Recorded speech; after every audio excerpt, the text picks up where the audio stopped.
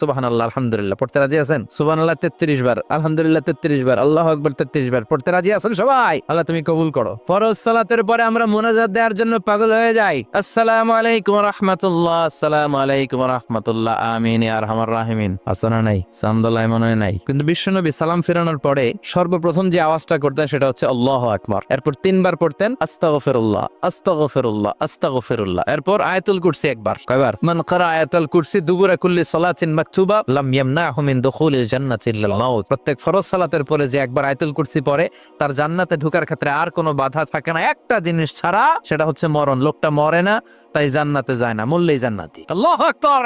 এরপরে 33 বার সুবহানাল্লাহ, 33 বার আলহামদুলিল্লাহ, 33 বার আল্লাহু আকবার। সবশেষে মিলাবেন লা ইলাহা ইল্লাল্লাহ ওয়াহদাহু লা শারীকা লা লাহুল মুলকু ওয়া লাহুল হামদু ওয়া হুয়া আলা কুল্লি শাইইন কাদির।